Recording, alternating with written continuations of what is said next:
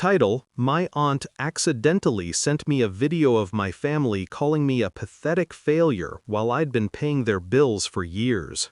I remained silent. Start: I found the video at 2:17 a.m. My aunt meant to send it to my cousin. She sent it to me. They sat around my dining table, the one I bought. My uncle's laugh was the loudest. "She's such a pathetic failure," he said, sipping tea from cups I paid for. My mother nodded. My sister rolled her eyes. I didn't cry. I watched it 3 times. Then I checked the date. 2 days before my credit card cleared their electricity bill. I used to believe love looked like sacrifice. I paid their rent when my uncle lost work. I covered hospital bills when my aunt developed migraines. I wired money for groceries, fuel, insurance, school fees, broken appliances, leaking pipes. For years, my salary landed in their lives before it ever touched mine. They called me their blessing, their strong girl, their backbone. Family dinners were warm. Laughter was real. Or I thought it was. My mother used to stroke my hair and say, "Without you, we couldn't survive." I believed her. That was my first mistake. The second was assuming kindness meant safety.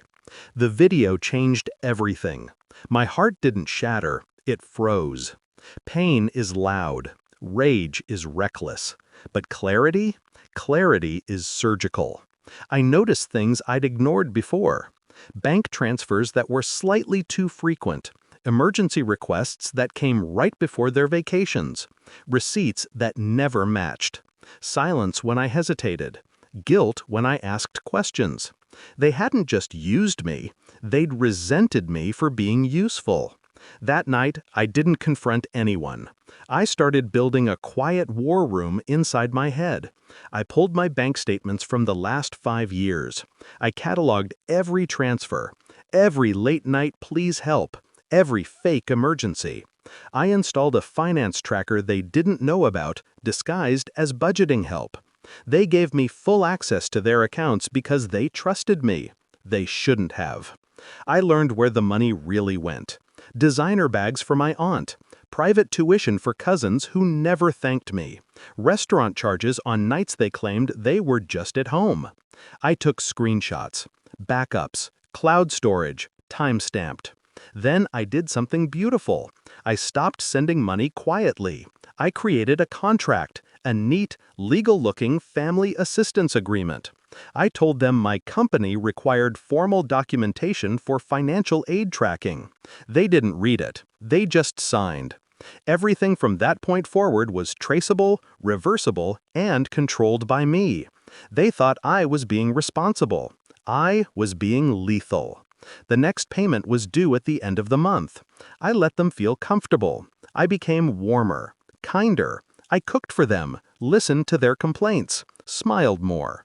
I watched them relax into arrogance. 3 days before the due date, I made my moves. First, I quietly canceled the auto payments they relied on: electricity, internet, water. Second, I called the landlord and paid 2 months of rent in reverse. I attached my contract and withdrew sponsorship legally. Third, I sent their bank my evidence, flagged accounts, irregular transfers, suspicious activity, everything lawful, everything clean. Then I waited.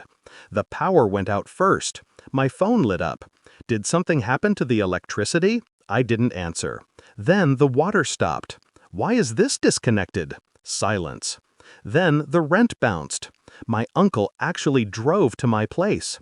He knocked like a stranger begging. I opened the door slowly. He looked small, tired, scared. "Can you help us?" he asked. That was the first time he'd ever asked me like that. Not ordered, not assumed, asked. I stepped aside and let him sit. My mother came the next day. Tears, real ones. My aunt's voice shook on the phone. They were unraveling in real time, just like I'd planned. I didn't reveal the video immediately. I let them drown in confusion. Let them question fate, luck, God. On the 4th day, I invited them all over. Same dining table, same chairs, same room from the video. I connected my phone to the TV, pressed play. No warning, no speech, just silence while their own voices filled the room. My uncle's face emptied. My mother's lips trembled. My aunt stood up like she'd been shot. "Turn it off," she whispered. I didn't. I let it finish. Then I leaned forward. "I never missed a payment," I said softly. I just finally stopped being blind. No one argued. No one defended themselves. Because they couldn't. They tried apologies. They tried excuses. They tried love. I stayed calm. I told them exactly what would happen. No more money, no more rescue, no more pretending. They would live within what they could earn, and I would live peacefully. I watched something inside them break. Dependence, entitlement, certainty. I had taken back all three. Now, when the end of the month comes, my phone stays silent. No desperate messages, no fake emergencies, no trembling voices asking for help. I sleep better, I breathe deeper, and sometimes I replay that video. Not because it hurts, but because it reminds me. Silence was not weakness. It was strategy. They thought I was a pathetic failure. I let them think that, until the next payment was due.